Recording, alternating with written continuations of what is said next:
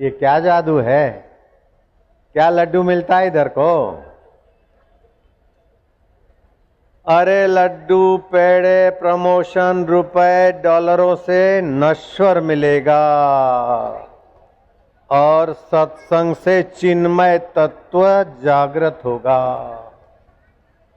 चिन्मय तत्व जागृत हुआ मीराबाई का, चिन्मय तत्व जागृत हुआ रहीदास का, चिन्मय तत्व जागृत होता है भक्त की भक्ति से। भक्ति ज्ञान से आपके अंदर छुपा हुआ चिन्मय तत्व जागृत होता है।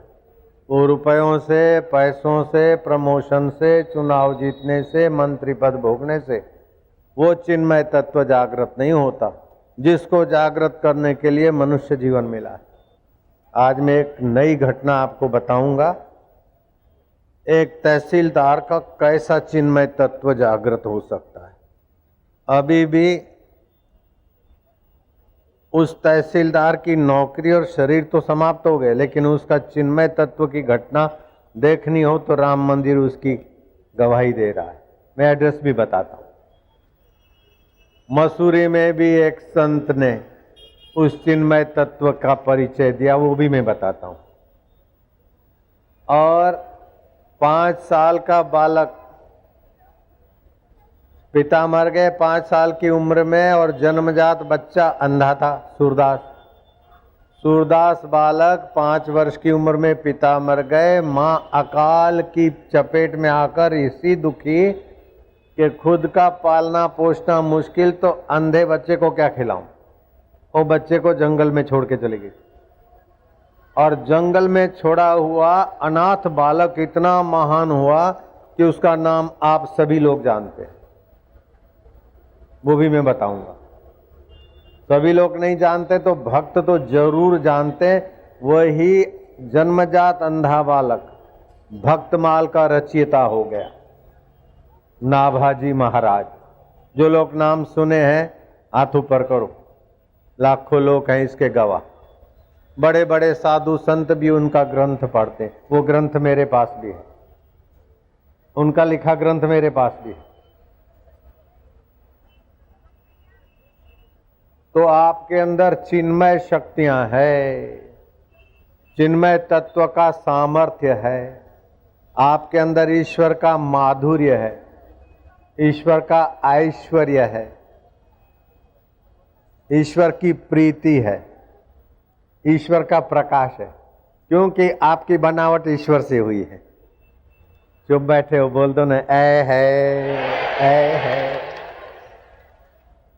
उस विभु ने, उस चिन्मय ने, उस अल्लाह ने अपने में से ही आपको बनाया। कोई दूसरा फालतू मटेरियल से आपको बनाकर आप फ्रेश महल में रहने वाला वो अल्लाह नहीं, वो ईश्वर नहीं।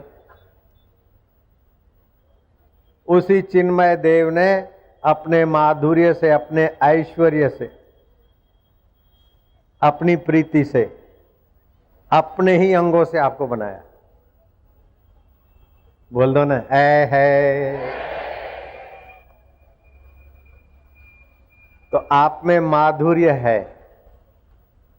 आप में प्रीति है, आप में ऐश्वर्य है। आप जन्मे थे तो कितने प्रेमी लग रहे थे। अरे बंदरी का बच्चा हो, कुतिया का बच्चा हो, कैसा प्रेमी लगता है, कैसा प्यारा लगता है। उसमें भी उसी का सत्ता है, इसीलिए प्यारा लगता है। जब बड़ा होता है ना, राग बेकार हो जाता है। मम्मी का बच्चा मैं छोटा था तो कितना प्यारा लगता था। अब गुरु का बच्चा हुआ हूं तभी भी प्यारा लगता हूं। अगर मैं बना रहता तो बेकार हो जाता। क्या ख्याल है? ईश्वर का ऐश्वर्य, ईश्वर का माधुर्य आप सभी में है और जन्मजात था, अभी थोड़ा दब गया नश्वर इच्छाएं वासनाएं अहंता करने से, और सत्संग में वो दबाव हट जाता है, आप फ्री हो जाते हैं, ईश्वर के ऐश्वर्य की झलकें पाते हैं। इसीलिए दिल्ली के धूम धड़ाके में शनिवार के दिन बैठने की जगह नहीं, खचाखच रामलीला मैदान में। थोड़ा सा बहन जी मुझे, भैया मैं जन हाथा जोड़ी करके, क्या घर में बैठने की जगह नहीं थी क्या? ऑफिसों में जगह नहीं है क्या? अरे बतेरी है, लेकिन यहाँ चिन्मय तत्व का प्रसाद मिलता है, जिस प्रसाद से 7-7 जन्मों के कुटुंबियों का भी भला हो जाता है। प्रसादे सर्व दुखा नाम हानि रस्योपजायते प्रसन्न चेत सो ह्यासु बुद्धि पर्यवितिष्ठ। उस सज्जन तहसीलदार की नौकरी करते करते क्या चिन्मय तत्व की सेवा की। यवन शासक था, मुसलमान तो राजा था और तहसीलदार था राम जी का भक्त। और क्या अनुभव भगवान ने कराए चिन्मय तत्व के कि मुसलमान राजा तहसीलदार को हाथ जोड़ने लगा। पहले तो उसको कैद भी कर दिया, खाना पीना बंद, 7वें दिन फांसी लगे ऐसा आदेश भी दे दिया। लेकिन 6ठे दिन रात को 2 लड़के उसके महल में प्रकट हो गए। तुम कौन हो? कौन हो? बोले डरो नहीं, मैं रमैया हूं और ये मेरा छोटा भाई लखुआ है। तहसीलदार ने जो कुछ तुम्हारा बिगाड़ा है ऐसा लगता है ये लो सोना मोर है। देखा तो सच्चे सोना मोर। सिपाही आए पकड़ने को, बोले नहीं इनको बाइज्जत ले जाओ, रमुआ भैया और लखनवा भैया को ले जाओ। सुबह राजा को लाइट हुई कि रमुआ भहुआ लखनवा भैया कौन थे कि तहसीलदार के इष्ट देव थे। क्या चिन्मय लीला है प्रभु। मैं एड्रेस बताता हूं। आज भी उस तहसीलदार के बनाए हुए मंदिर और चमत्कार और लोगों की वहाँ की परंपरागत घटनाओं की व्याख्या सुनते दिल द्रवीभूत हो जाता है। अरे उधर की बात तो छोड़ो, तुम नहीं थे क्या? तुम्हारे में भगवान का माधुर्य नहीं था बचपन में? भगवान का ऐश्वर्य नहीं था क्या? अभी भी छुपा है। बोलो, सुन्या सकना कोई नहीं, सुन्या सकना कोई नहीं, सबके भीतर लाल, सबके भीतर लाल, मूर्ख ग्रंथि खोले नहीं, मूर्ख ग्रंथि खोले, कर्मी पयो कंगाल। वो भयो नहीं बोलता हूं मैं, सरदार को देखकर बोलता हूं। कर्मी पयो कंगाल। इतना कर्म में आसक्ति हुई, इतना बाहर के जगत में आसक्ति प्रीति हुई कि अंदर चिन्मय तत्व का ऐश्वर्य, माधुर्य, सामर्थ्य हम भूल गए। आप इस शरीर में आए हैं निराकार तत्व में, और शरीर छोड़ देंगे तभी भी आप निराकार। अभी भी आप निराकार हैं, लेकिन साकार का बोझा इतना मत्थे पे आसी कि वो साकार शरीर मैं मनते, साकार मिलकत को मेरी मनते। लेकिन अकाल पुरुष की सत्ता से जहाँ मैं उठता है और अकाल पुरुष का जो माधुर्य, ऐश्वर्य, सामर्थ्य है, उससे हम दूर होते चले जाते। इसलिए अशांति, झगड़े, दुख, चिंता, शोक सब करते कराते भी दुखों से पिंड नहीं छूटता और सुख में स्थिति नहीं होती। जो सदा स्थित है उसमें स्थिति नहीं हो रही। तरंग सदा पानी में स्थित है, लेकिन तरंग पानी नु खोजता है। गहने सदा सोने में स्थित है, गहने सोने नु खोज देसी। ऐसे ही जीवात्मा परमात्मा में आनंद में स्थित है और सुख नु खोजता है। ए परफ्यूम तू सुख दे, ए चटोरापन तू सुख दे, ए काम विकार तू सुख दे, ओ दुनियादी वाहवाही तू सुख दे, मैं कंगाल हाँ। ओए होए की किता, तू कंगाल नहीं, तू तो प्रावदा प्रा राजा राजा, किंग दा किंग सी प्रा, कंगाल नहीं है तू, रबदा अमृत पुत्र है प्रा। जिस चीज को, जिस परफ्यूम को तू मोहर लगा देता है वो प्यारा हो जाता। जिस फिल्म को, दृश्य को, चलित को तू प्यार करता है वो महंगी फिल्म हो जाती है, टिकटों की लाइन लग गई। जिसको तेरे प्रेम की मोहर लगती है, तेरे माधुर्य की मोहर लगती है, तेरी चेतना की मोहर लगती है, वो हाड़ मास के शरीर भी प्यारे हो जाते। तू ऐसा प्यार स्वरूप है। और विदेश में बेवकूफ लोग वो रबड़ की ललनाएं बनती है और उसको प्यार करते, खरीदते और फिर उसको चिपकते रहते। अब रबड़ को तो पता ही नहीं मैं रबड़ की हूं। जयराम जी की ऐसे फिल्म के दृश्य पट्टियों पे चलते आए, फिर से देखो। तू जहां जहां प्यार छिटकता है वो तुच्छ चीजें प्यारी हो जाती है। तू ऐसा भगवान का प्रेम स्वरूप, अमृत स्वरूप, माधुर्य स्वरूप, ऐश्वर्य स्वरूप, तुझे पता नहीं। बस ऐश्वर्य, माधुर्य और सौंदर्य ये चिन्मय सत्ता का स्वतः स्वभाव है। भगवत ऐश्वर्य, भगवत माधुर्य ये आपके अंदर मौजूद है।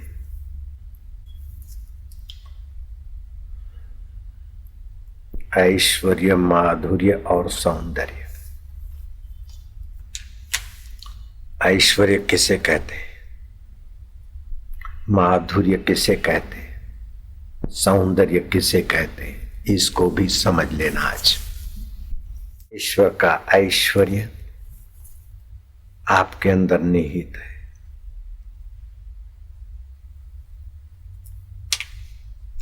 जिस पर कोई विजय नहीं हो उसका नाम है ईश्वर का ऐश्वर्य।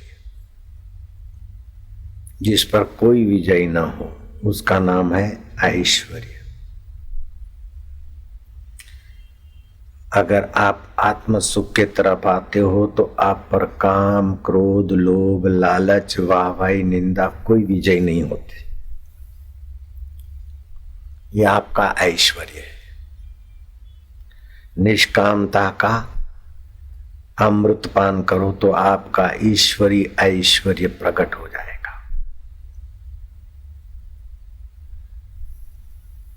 आत्मीयता, यही आत्मा ब्रह्म है और यही आत्मा, अयम आत्मा ब्रह्म गुणाकेषु सर्वभूतेषु। सब भूत प्राणियों में मैं जहां से स्फुरित होता है वही आत्मा ब्रह्म है। सब में आत्मीयता का भाव आने से, सब में आत्मीयता की समझ आने से आपका माधुर्य प्रकट होने लगेगा। पक्षियों की किल्लोल में आपका माधुर्य प्रकटेगा, दरिया की लहरों में आपका माधुर्य प्रकटेगा। रसो अपसु कौन्तेय, जल में रस स्वरूप में हूं। निर्विकारिता, विकार, काम, क्रोध, लोभ, मोह, अहंकार, हंता, ममता है, लेकिन आपका मैं स्वरूप चैतन्य सदा निर्विकार है। उसी के अस्तित्व से ही सारा सौंदर्य निहारा जाता है, निखारा जाता है। निर्विकारिता ही दिव्य सौंदर्य है, आत्मीयता ही माधुर्य है, निष्कामता ही परम ऐश्वर्य है। ईश्वर निष्काम है, महात्मा निष्काम हो जाता तो महात्मा का ऐश्वर्य, बड़े बड़े धनाढ्य भी उसके आगे नतमस्तक हो जाते। महापुरुष के माधुर्य, आत्मीयता के माधुर्य से वैरी वैर भूल जाते हैं। सर्प भी उनको काटना भूल जाता है। सर्प पर पैर पड़ा और कातिल विषधर थे, मेरे को उन्होंने काटा नहीं। आबू की गुफाओं में आपके अंदर ईश्वर का माधुर्य, ईश्वर का ऐश्वर्य, ईश्वर का सौंदर्य छुपा है। बाल्यकाल में सहज में था। मुन्ना हो, मुन्नी हो, अपने माँ बाप को तो प्यारे लगते, लेकिन जो कोई आता तो उसका गुलाम बन जाता। बिबलू बिपी बब्बू, चाहे राजा महाराजा हो, उसकी मौज पड़े तो जाए, नहीं तो मुंह करके मुंह मोड़ ले। मौज पड़े उसके कंधे पे बैठे, उसका टोपा उखाड़ दे, उसकी मूछें खींच ले। मौज पड़े तो उसके शरीर पर अपना गर्मा गर्म पानी की पिचकारी भी लगा दे। कैसा ऐश्वर्य है निर्दोष बालक का। वो तुम थे, जमाना था। और कितना थकान उतार देते माँ बाप की, पड़ोसी की, सब गिड़गिड़ाते हैं बालक के आत्मीयता भरे स्वभाव पर कि बब्बू बब्बू। निर्दोष आत्मभाव से देखने वाला नन्हा मुन्ना सबको मधुर लगता है, उसमें कोई कामना नहीं है तो उसका ऐश्वर्य सब पर राज्य करता है, उसकी आत्मीयता है तो उसका माधुर्य सबको खींच रहा है, उसमें निर्विकारिता है तो उसका बाल्यावस्था का सौंदर्य सबको सुहाना लगता है। चाहे मनुष्य का बच्चा बच्ची हो, चाहे बंदरी का हो, चाहे कुत्तिया का हो, उसमें ये दाता का अंश छुपा है, माधुर्य, ऐश्वर्य, सौंदर्य। आप अपने उस मधुमय स्वभाव को याद करिए और कामनाओं को अलविदा दीजिए। आप आत्मीयता को याद करिए, माधुर्य जगाइए, वैर भाव को अलविदा दीजिए। आप निर्विकारता को जगाइए तो सौंदर्य प्रगटेगा हृदय का, और आपको सभी लोग सुनने को लालायित हो जाएंगे, देखने को लालायित हो जाएंगे। निर्दोष बालक में होता है ये, समय पाकर वो दब जाता है, और महापुरुष में ये सत्संग से, सतगुरु कृपा से, सूझबूझ से विकार हट जाते हैं तो सौंदर्य प्रकट होता है, द्वैत हट जाता है तो आत्मीयता का माधुर्य प्रकट होता है, सकामता हट जाती है तो निष्कामता का प्रभाव से मानव में, महापुरुष में अपना आत्मिक ऐश्वर्य प्रकट होता है। राम तीर्थ निहत्थे चले गए और अमेरिका के बहुत ऊंची ऊंची जगहों में रहे, उपदेश दिए, और विदाई के समय न जाने कितने बड़े बड़े प्रमाण पत्र मिले, बंडल भर गया, उठा के बंडल फेंक दिया दरिया में। मुझे ऐश्वर्य स्वरूप ईश्वर से सब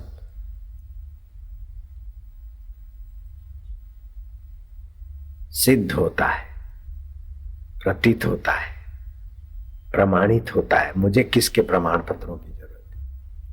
जो दिल के कंगाल हो जाते हैं उनको बाहर के प्रमाण पत्रों की जरूरत है, लेकिन जो एकाग्रता और अनासक्ति के धन से संपन्न हो जाते हैं उनको बिना सर्टिफिकेट के, बिना प्रमाण पत्र के दुनिया के किसी भी कोने में चले जाए, सब कुछ हाजिर, बिना डिग्री के, डिग्री वाले उनके चरणों में नतमस्तक हो जाते।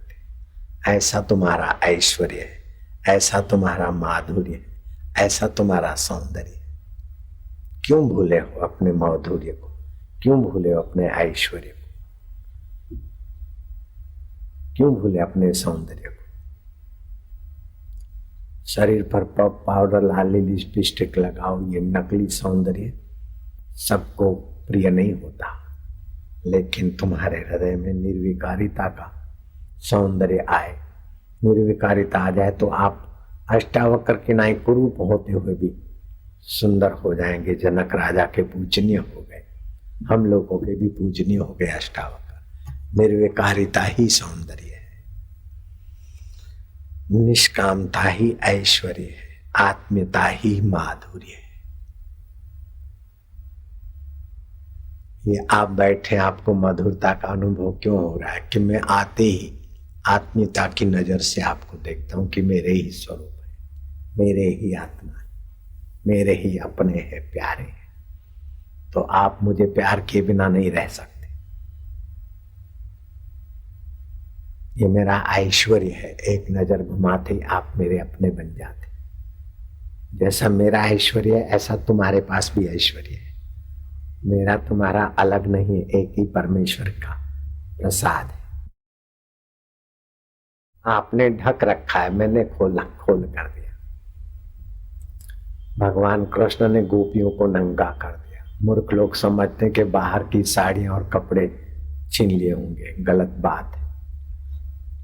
माधुर्य पर, ऐश्वर्य पर, सौंदर्य पर जो अहंता, ममता, चिंता, भय, शोक, वासना आदि की मान्यताएं थी वो कपड़े हटा लिए, चीर हरण का मतलब ये बाहर की साड़ी या सफारी या कपड़े नहीं, वो जो आपके माधुर्य पर, आपके ऐश्वर्य पर, आपके सौंदर्य पर मोह माया के परतें लगी थी, मोह माया के वस्त्र ढके थे, वो कृष्ण ने अपनी ज्ञान दृष्टि से हार लिए। जयराम जी बोलना पड़ेगा। तो एक होती है आवश्यकता, दूसरी होती है इच्छा। आवश्यकता पूरी होना स्वाभाविक है। भूख लगी, रोटी की आवश्यकता, आंधी तूफान आए, कुछ अच्छे की आवश्यकता, और शरीर को कपड़े की आवश्यकता। ये आवश्यकता तो सभी की सहज में पूरी हो सकती, लेकिन इच्छा, कपड़ा इतना बढ़िया होना चाहिए, मकान इतना बढ़िया होना चाहिए, टीवी रंगीन होनी चाहिए, कमरा एयर कंडीशन होना चाहिए, फलाने को ऐसा मेरे लिए करना चाहिए, है इच्छा। इच्छा जगत का गुलाम बना देती है। तुम्हारे ऐश्वर्य को, तुम्हारे माधुर्य को, तुम्हारे सौंदर्य को ढक देती है इच्छा। तो आवश्यकता पूर्ति आसानी से होती, लेकिन इच्छा पूर्ति में जन्म के जन्म खत्म हो जाते, और दूसरी इच्छा और तीसरी इच्छा में गुलाम हो जाते। ऐश्वर्य, माधुर्य और सौंदर्य दब जाते, फिर कंगाल हो जाते। हे पिक्चर तू सुख दे, हे चाट पकोड़े तू सुख दे, हे ललना, हे पराई स्त्री तू सुख दे, हे लवर तू सुख दे, हे लवरी तू सुख दे। कंगाल हो जाते इच्छाओं वासना वाले। चाह चमारी चुहरी अति नीचन की नीच, तू तो पूर्ण ब्रह्म था जो चाह न होती बीच। ध्यान देना, बहुत सूक्ष्म बात आज समझा रहा हूं। तो एक आवश्यकता है, वो आराम से पूरी होती है, उसके लिए आपको चिंता नहीं करनी। चिंता करना बेवकूफी है। बेटी का विवाह आवश्यक होगा, अपने आप हो जाएगा। तो चिंता कर ऐसा लड़का मिले, लड़की सोचती है ऐसा लड़का मिले, लड़का सोचता है ऐसी लड़की मिले। ये वासना के गुलाम बनते, तभी टेंशन, तनाव और काम जल्दी नहीं होता। लड़की कहती कि पति तो ऐसा हो, सुंदर हो, अच्छा कमाता हो, हिम्मत वाला हो, हमसम हो, दमदार हो, और फिर ये भी इच्छा करते कि मेरे कहने में चले। अरे भोली बबली, दमदार हो, हिमसम होगा तो तेरे कहने में चले कैसे चलेगा? अगर कहने में चले, बोले ये तो बोंदू है। लड़का चाहता है कि लड़की बड़ी खूबसूरत हो और कोई उसके सामने देखे नहीं, प्रभावशाली और मेरे कहने में चले। जब प्रभावशाली होगी तो तेरे कहने में क्यों चलेगी? खूबसूरत है तो कोई देखे नहीं, ऐसा कैसे हो सकता है? तो इच्छाएं विपरीत इच्छाएं करती है। इच्छा ऐसा अंधा बना देती है कि विपरीत मांगे चालू हो जाती। घर में मेरी चले, मेरी चले, बहू बोले मेरी चले, ननद बोले मेरी चले, बेटा बोले मेरी चले। इच्छावान लड़ते झगड़ते रहते। अब आपके अंदर ये एक गंदगी और 3 अच्छाइयां हैं। आवश्यकता पूर्ति का सामर्थ्य है, उसका उपयोग करो। इच्छाओं से अपने को बचाओ। इच्छा के गुलाम न बनो तो दूसरी 2 चीजें आपकी विकसित होगी। एक है जिज्ञासा, परमात्मा तत्व को जानने की जिज्ञासा। कितना भी धन मिल जाए फिर भी कुछ जानना बाकी रहता है, कितना भी कुछ हो जाए फिर भी जानना बाकी रहता है। ये जिज्ञासा का सद्गुण आपके पास जन्मजात है। और दूसरा है लालसा, सदा सुखी रहने की लालसा बनी रहती। इतना इतना मिला फिर भी लालसा पूरी नहीं होती। ये चीजें तो है, लेकिन सुख के लिए मंदिर में जाओ, क्लबों में जाओ, नाचने जाओ, गाने जाओ, सुख की लालसा बनी रहती। सुख की लालसा और सत्य को जानने की जिज्ञासा, ये ईश्वरीय वरदान है, ईश्वरीय स्वभाव है, वो भी तुम्हारे में छुपा है। माधुर्य ईश्वरीय स्वभाव है, ये तुम्हारे में छुपा है। ऐश्वर्य ईश्वरीय स्वभाव है, प्रीति ईश्वरीय स्वभाव है, ये तुम्हारे में छुपा है, क्योंकि तुम उसी कृपा निधान के मटेरियल से बने हो। सोने के जो गुण है वही गहने में है। ऐसे ब्रह्म में, परमात्मा में जो सतता, चेतनता, आनंदता है वो तुम्हारे में है। परमात्मा में जो आत्मीयता है वो तुम्हारे में भी है। तुम अपने बच्चों को कैसा आत्मीय प्रेम करते हो, ये परमात्मा की आत्मीयता है ना। प्रसूति की पीड़ाएं, मैं तो माताओं को हाथ जोड़ूं बाबा, कितना बेचारी पीड़ाएं सहती, लेकिन बच्चे का मुखड़ा देखते ही चालू पीड़ा भूल जाती है। अक्ल वाली नर्स दाई होगी ना तो बच्चा धो धा के जल्दी उसके बाप के गोद में रखकर तुरंत माँ को देगी, माँ की पीड़ा गायब। ऐसा अनुभव हुआ होगा माताओं को तो हाथ ऊपर करो। मैं तो माता बना नहीं, लेकिन मैंने शास्त्रों से जाना है। जय जय। बच्चे का मुखड़ा देखते ही सारी पीड़ाएं भूल जाती। तो प्रीति है न देवियां तुम्हारे में, ऐश्वर्य भी है तुम्हारे में, माधुर्य भी है, उसी नियता का स्वभाव तुम्हारे में भी है, क्योंकि उसी से तुम हुए हो। बिछड़े हैं जो प्यारे से दर बदर भटकते फिरते हैं। हमारा माधुर्य हम में, हमारा ऐश्वर्य हम में, हमारी प्रीति हम में। हम जिस वस्तु को प्रेम करते हैं वो प्यारी हो जाती है, कीमती हो जाती है। जिस इलाके की जमीन को बहुत लोग प्रेम करते वो जमीन महंगी हो जाती है। जिस मकान को आप प्रेम से देखते हैं और खरीदना चाहते 10-5 लोग, उस मकान की कीमत बढ़ जाती है। जड़ चीजों की भी आप कीमत बढ़ा देते, लेकिन गलती ये होती है कि जड़ चीजों की कीमत ऐसी बढ़ाते हैं कि आप अपनी कीमत रद्दी कर देते। धन मिला मैं धनवान, आप बड़े हो गए धन से तो बड़प्पन धन का हो गया, आपका बड़प्पन तो दब गया लालू। सत्ता मिली मैं बड़ा तो सत्ता का बड़प्पन, सत्ता नहीं रही तो तुम्हारा बड़प्पन गया।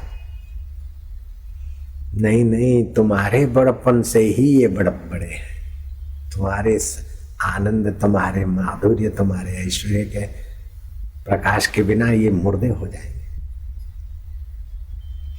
तो आप अपनी इच्छा का महत्व कम कर दो, आवश्यकता पूरी हो जाएगी, आसानी से चिंताएं भागेगी, भय भागेगा, सुख की लालच भागेगी, दुख का भय भागेगा। जो तुमको कमजोर कर रहे हैं उन चोरों का नाम ले रहा हूं। आप दुनिया से सुख लेने की लालच करते हैं तो वासना हावी हो जाती। भय से भयभीत होते हैं तो आप कमजोर हो जाते। दुख के भय से कमजोर नहीं होना, दुख का उपयोग करो। दुख क्यों आया? सुख की लालच से आया। बेइज्जती का डर क्यों लगता है? इज्जत की लालच है। बेइज्जती के जैसे कर्म नहीं करो, फिर भी कोई बेइज्जती होती है, कल होती है तो आज हो जाओ, आज होती तो अभी हो जाए, निकुड़ी क्या कर लेगी। तुम्हारी कभी मृत्यु नहीं होती, तुम निरंजन निराकार परमात्मा के अमृत पुत्र हो। लेकिन आप जीने का भय रखते हैं तो मृत्यु का डर लगता है, इज्जत का भय करते तो बेइज्जती का भय लगता है, धन की लोभ वृत्ति है तो निर्धनता का भय लगता है। भय आपको वांछित नहीं है, तो जिन कारणों से भय आता है उनको खोज निकालो, उखाड़ के फेंक दो। निर्भव जपे सकल भव मिटे, संत कृपा ते प्राणी छूटे। सुख की लालच, बाहर की चीजें पाकर सुखी होने की जो लालच है वही आपको दुखी बनाती। आप अपने आप में सुखी होते, सब कुछ छोड़ देते। पत्नी का प्यार भरा सेवा, पति का सांत्वना भरा हाथ, सब भूलकर गहरी नींद में जाते, कितना सुख मिलता है। प्रमोशन का लेटर भूल जाते, छोड़ देते। हीरे मोती जवाहरात को छोड़ देते, गहरी नींद में जाते। आपका अपना सुख स्वभाव है, अपना माधुर्य स्वभाव है, अपना ऐश्वर्य स्वभाव है, उसको जागृत में प्रकट कर लो बस। तो कैसे प्रकट करें बाबा? तो इच्छा को कम कर दे जाओ। इच्छा को कम करने की तरकीब है कि ध्यान में बैठो तो मूलाधार केंद्र को संकोच लो, जीभ तालू में लगा दो, पहली उंगली अंगूठे के नीचे, दूसरी 3 उंगली सीधी, श्वासोश्वास को गिनो। ओम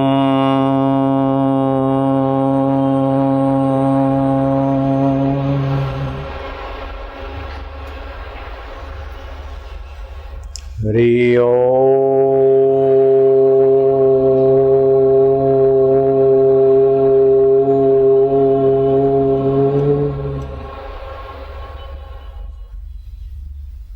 10 मिनट इस प्रकार रोज देखो।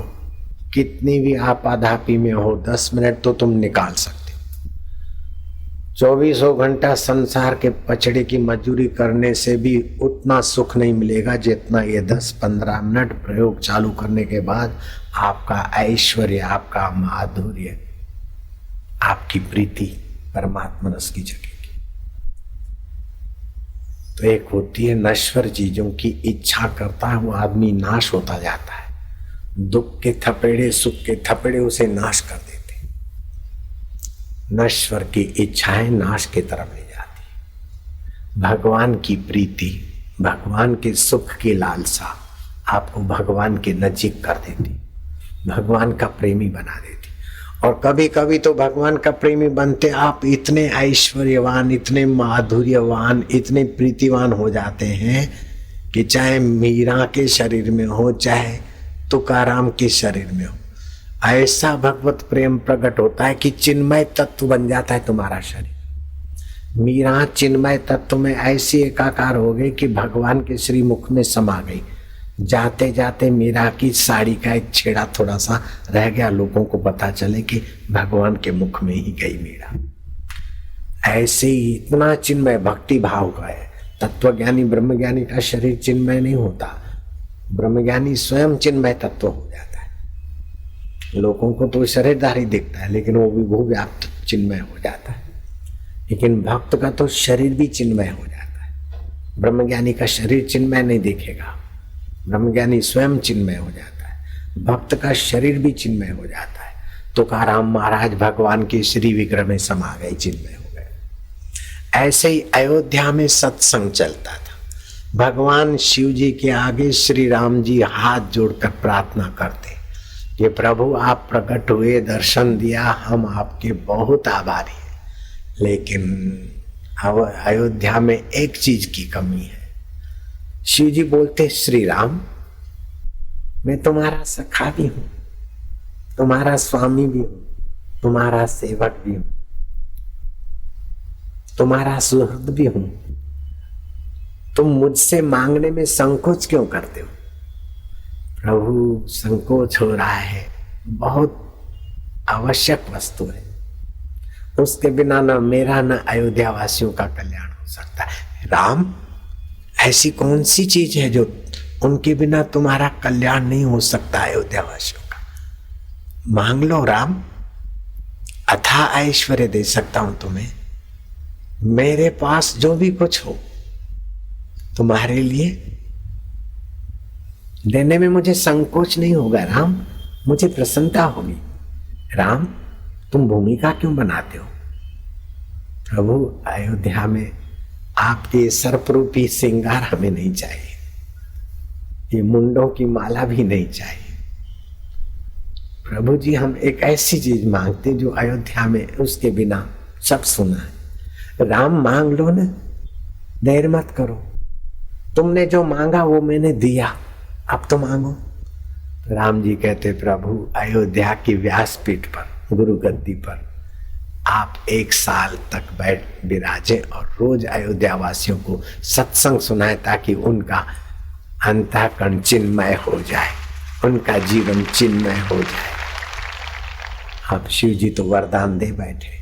साल भर लगातार भगवान शंकर के श्रीमुख से लोक लोकांतर कल्प कल्पांतर की कथाएं सुनते सुनते अयोध्यावासी ऐसे चिन्मय ऊंचाई को प्राप्त हुए कि राम जी जब स्वधाम जाने को थे कि भाई हम फलानी तिथि को सरजू में प्रवेश करके वैकुंठ चले जाएंगे, तो अयोध्यावासी दुख व्यक्त कर रहे हैं कि प्रभु हमसे नहीं रहा जाएगा। तो बोले कोई बात नहीं, तुमने सत्संग सुना है, तुम्हारा मन बुद्धि चिन्मय हुआ है, हम प्रवेश करेंगे, तुम भी प्रवेश करना, तुम्हारा शरीर चिन्मय हो जाएगा, वहां पहुंच जाओगे।